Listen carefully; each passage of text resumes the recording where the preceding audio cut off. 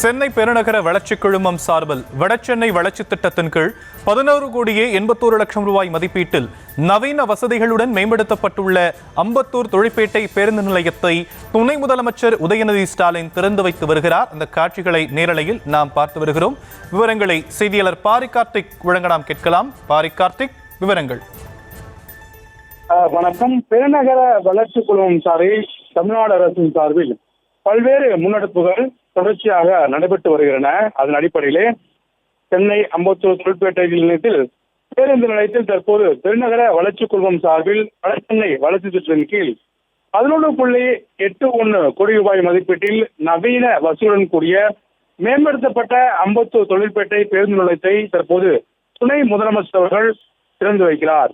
தமிழ்நாடு அரசின் சார்பில் புதிய பேருந்து நிலையங்களை அமைத்தலும் புதிய உள்கட்டமைப்புகளை அமைத்தலும் என தொடர்ச்சியாக சட்டப்பேரவையில் நிதி ஒதுக்கப்பட்டு அதற்கான பணிகள் தமிழ்நாடு முழுக்க நடைபெறுகிறது.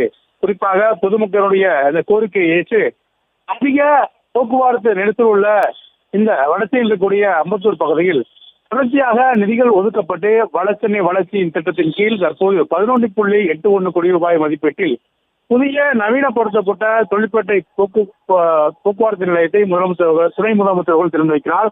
அதே போல தற்போது வரை வடசென்னை வளர்ச்சி திட்டத்தின் கீழ் 500 கோடி ரூபாய்க்கு மேல் நிதி ஒதுக்கப்பட்டு பல்வேறு திட்டப்பணிகள் நடைபெற்று வருகின்றன. மழைநீர் சேகரிப்பு மற்றும் மழைநீர் வடிகால் உள்ளிட்ட உள்கட்டமைப்பு வசதிகள் மற்றும் விளையாட்டு மைதானங்கள் உள்ளிட்ட கட்டமைப்பின் அடிப்படையில் தற்போது புதிய பேருந்து நிலையத்தை துணை முதலமைச்சர்கள் திறந்து வைத்திருக்கிறார்.